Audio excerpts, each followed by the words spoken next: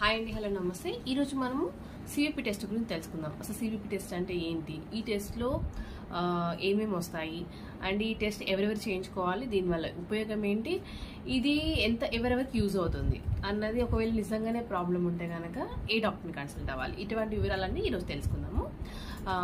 CBP test అంటే దీన్ని మామూలుగా సిబిపి అంటారు, సిబిసి అంటారు. అండ్ సిబిపి అంటే complete blood picture or complete blood panel or complete blood count.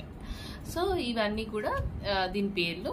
దీంట్లో అసలు ఏమేమి వస్తాయి అన్నది ఇప్పుడు చూద్దాము. నా దగ్గర ఒక ఓల్డ్ రిపోర్ట్ ఉంది, నేను ఈ ఓల్డ్ రిపోర్ట్ని ఎక్స్ప్లెయిన్ చేస్తూ చెప్తాను, ఎందుకంటే నాకు మీకు కొంచెం క్లియర్గా ఉంటుంది. ఇందులో ఏమేమి వస్తుంది అంటే నార్మల్గా ఫస్ట్ అయితే హిమోగ్లోబిన్ వస్తుంది, ఆర్బీసీ వస్తుంది, డబ్ల్యూబీసీ కౌంట్ వస్తుంది, ప్లేట్లెట్ కౌంట్ వస్తుంది, డిఫరెన్షియల్ కౌంట్ అంటే neutrophils, lymphocytes, monocytes, eosinophils and basophils, ఇలా ఇవన్నీ టైప్స్ వస్తాయి. కొన్ని చోట్ల ఇప్పుడు సిటీలలో ఏంటంటే హిమోగ్రామ్ అంటే మామూలుగా మనకి పీసీవి, ఎంసీవి, ఎంసీహెచ్, ఎంసీహెచ్సి, ఆర్డీడబ్ల్యూ ఇట్లా అన్ని కలిపి వస్తాయి. ఇది ఇప్పుడు మనకి సిటీలో అయితే అన్ని ఇచ్చేస్తున్నారు, ఊళ్ళో ఇంకా అవైలబిలిటీ లేకపోతుండొచ్చు. బట్ మనకి మెయిన్ దీంట్లో చూసుకోవాల్సింది ఏంటి నేను చెప్తాను. మెయిన్గా హిమోగ్లోబిన్ అంటే ఇది ఒక మేల్ పేషెంట్ రిపోర్ట్ నా దగ్గర ఉంది ఇప్పుడు రైట్ నో. నేను వాళ్ళ నార్మల్నెస్ చెప్తాను. ఒక హిమోగ్లోబిన్ మాత్రం చిన్న పిల్లలకి వేరే నార్మల్ రేంజ్ ఉంటుంది, పెద్దవాళ్ళకి వేరే ఉంటుంది, లేడీస్కి వేరే ఉంటుంది అండ్ జెంట్స్కి వేరే ఉంటుంది. సో అది ఏజ్ని బట్టి నార్మల్ రేంజ్లో చేంజ్ అవుతుంది. అది నేను మీకు స్క్రీన్ మీద ఇస్తాను, ఒకసారి చెక్ చేసుకోండి.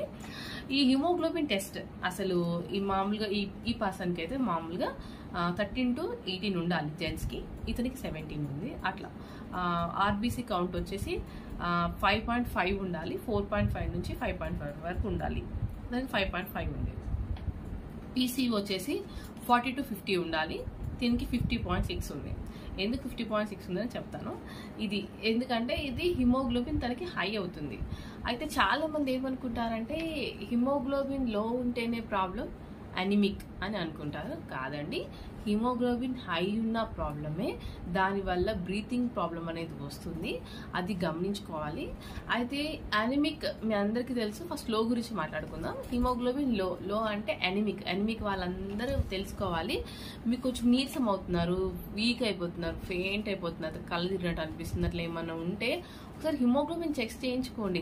చిన్నగా దాంతో పోయేదానికి పెద్దదాకా చేసుకోవద్దు ప్లీజ్. ఎందుకంటే హిమోగ్లోబిన్ లో అనేది ఎలా తెలుస్తున్నారు, ఈ లిప్స్ చాలా పేల్ అయిపోతాయి, వైట్ కలర్గా, వాళ్ళది అసలు జీవం లేనట్టుగా ఉంటుంది వాళ్ళ లిప్స్.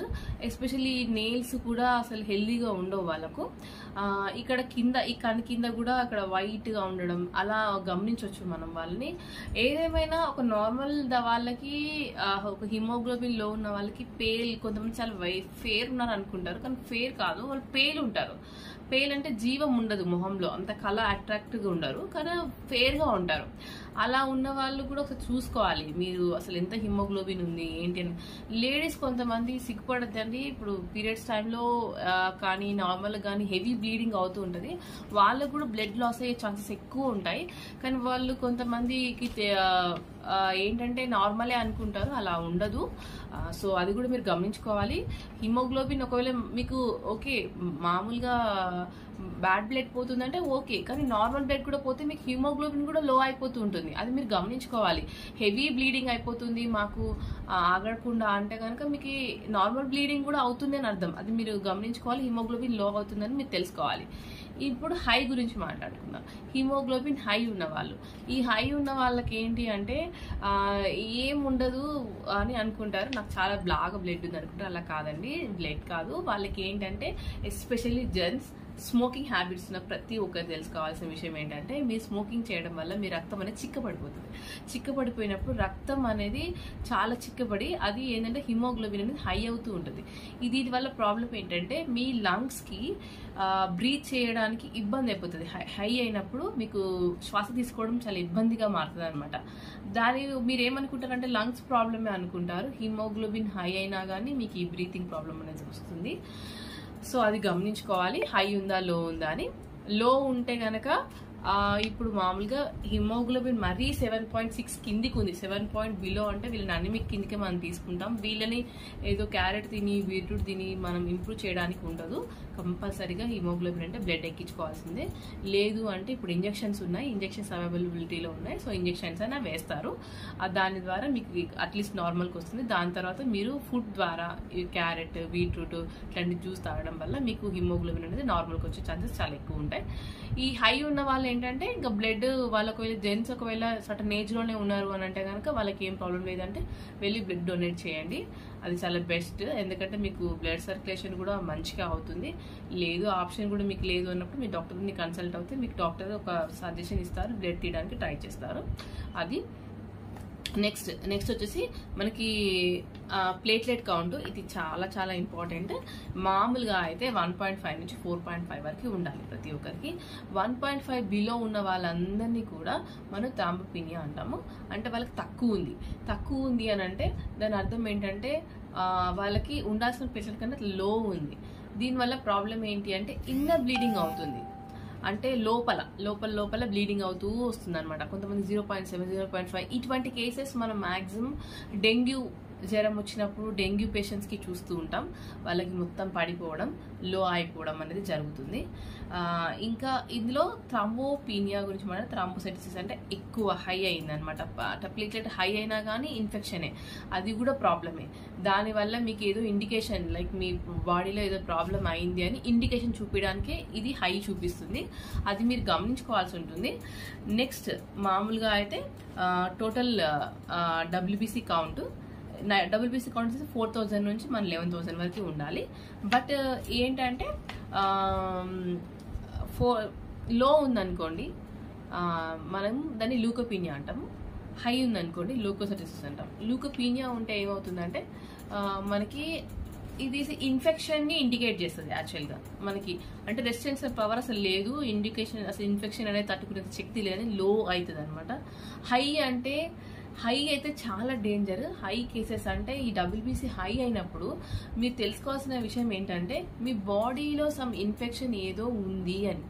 కొంతమంది మీరు నమ్మరు, ఇది 11,000 కదా, కొంతమందికి 20,000 to 23,000 కూడా ఉంటాయి. అలా ఉన్న వాళ్ళకి కంపల్సరీ వాళ్ళకి ఏదో ఒక ప్రాబ్లం ఉంటుందండి. అంటే అది క్యాన్సర్ కావచ్చు, లేకపోతే బోన్ మ్యారో ఇష్యూ కావచ్చు, ఏదో ఒకటి ఇన్ఫర్మేషన్ ఏదో ఒకటి కంపల్సరీగా ఉంటుంది. అప్పుడే అది అంత హై షో చేస్తుంది. దాన్ని బట్టి మనకి తెలిసిపోతుంది మన బాడీలో ఏదో ప్రాబ్లం అవుతుంది అని. అది మీరు తెలుసుకోవాలి. టీబీ పేషెంట్స్కి కూడా చాలా హై ఉంటుంది, గమనించుకోవాలి. ఇవి చిన్నవే కానీ గమనించుకోండి. చాలా మందికి ఐడియా ఉండదు కనుక నేను చెప్తున్నాను. మీరు తెలుసుకుంటే మీకే మంచిది. నెక్స్ట్ మనకి డిఫరెన్షియల్ కౌంట్స్లలో ఏంటంటే న్యూట్రోఫిల్స్ 65 అండ్ లింఫోసైట్స్ మామూలుగా 40 to 75 ఉండాలి. న్యూట్రోఫిల్స్, లింఫోసైట్స్ 20 to 40 ఉండాలి. నెక్స్ట్ ఈస్నోఫిల్స్ వచ్చేసి 0.1 to 0.6, మోనోసైట్స్ 0 to 10, బాసిఫిల్స్ 0 to 0.1. బాసిఫిల్స్ అనేది మ్యాక్సిమం ప్రజెంట్ అవ్వవు. అది ఎప్పుడు ఇన్ కేసెస్ రేర్ కేసెస్ చాలా డేంజరస్ కేసెస్లో అది ప్రజెంట్ అవుతుంది. అయితే న్యూట్రోఫిల్స్ అనేది ఈ లింఫోసైట్స్ అనేది ఇన్ఫెక్షన్ని మనకు చూపిస్తుంది. ఇన్ఫెక్షన్ బాడీలో ఎనీ ఇన్ఫెక్షన్ అదే కోల్డ్ కాఫ్ అండ్ ఎనీథింగ్, దగ్గు జలుబు ఇంకా ఎక్కువ ఏది ఉన్నా సరే ఇన్ఫెక్షన్ ఎలర్జీ ఏది ఉన్నా కానీ హై చూపిస్తుంది. ఇందులో మనకి ఏంటంటే ఈ ఈస్నోఫిల్స్ ఉన్నాయి కదా, ఈ ఈస్నోఫిల్ కౌంట్ అనేది మనకి ఎలర్జీని మనకి ఇండికేట్ చేస్తుంది.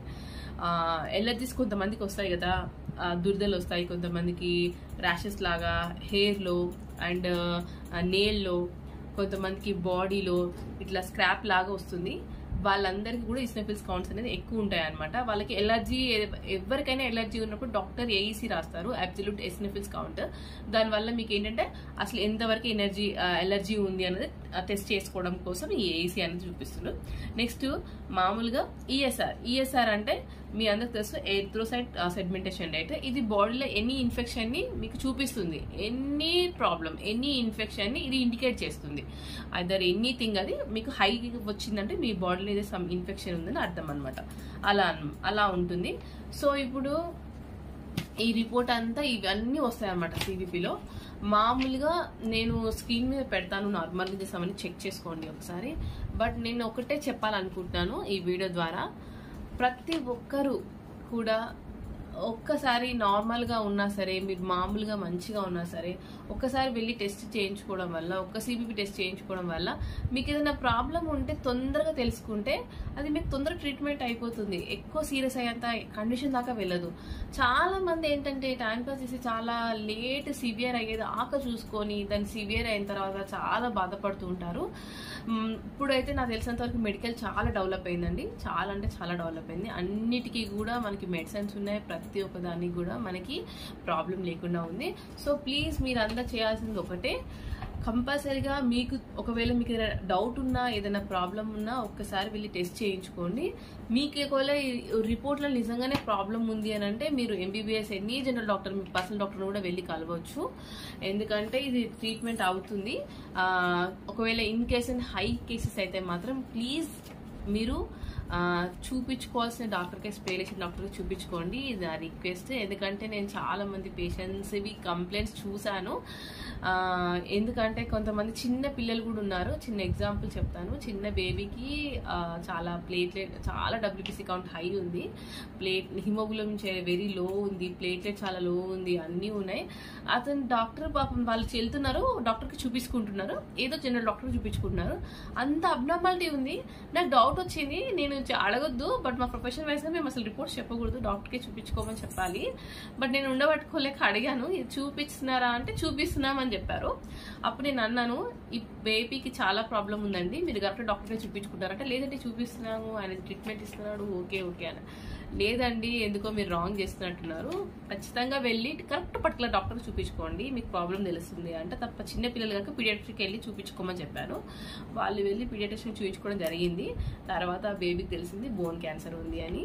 అట్లా చిన్న టెస్టే, కానీ ఆ పాపకి అది అవ్వడం వల్ల ఆ పాప తొందరగా తెలుసుకొని వాళ్ళ మదర్ జాబ్ మానేసి ఇంట్లోనే ఉండి బేబీని టేక్ కేర్ చేస్తూ వాళ్ళు ట్రీట్మెంట్ ఇప్పించుకుంటూ బేబీని ఎర్లీగా సేవ్ చేసుకున్నారు. అట్లా చాలా మంది ఉంటారు. పెద్దవాళ్ళు ఉంటారు, పెద్దవాళ్ళకు డబ్ల్యూబీసీ కౌంట్ చాలా హైలో ఉంటుంది, కానీ తెలుసుకోరు. ప్లీజ్ అది తెలుసుకోవాలండి. మీరు కొంచెమన్నా నాలెడ్జ్ అంటే మినిమం ఉండాలని నేను చెప్తున్నాను, అవేర్నెస్ ఉండాలని. సో పర్టికులర్గా నిజంగానే ప్రాబ్లం ఉంటే, చిన్నపిల్లలు ఉంటే పీడియాట్రిక్కే చూపించండి. ఒకవేళ నిజంగానే హిమోగ్లోబిన్ బాగా లో ఉండి ఇట్లా హై ఉంటే ఎంబీబీఎస్ డాక్టర్నే కన్సల్ట్ అవ్వండి, ఫిజిషియన్స్నే కన్సల్ట్ అవ్వండి. దానివల్ల మీకు కరెక్ట్ ట్రీట్మెంట్ అవుతే, కరెక్ట్ టైంలో కరెక్ట్ ట్రీట్మెంట్ అవుతే మీ లైఫ్ని మీరు సేవ్ చేసుకున్న వాళ్ళు అవుతారు. So please take care of your self. And ఒకవేళ ఈ ఇన్ఫర్మేషన్ ఎవరికైనా యూజ్ అవుతుందంటే తప్పకుండా షేర్ చేయండి. Thank you so much.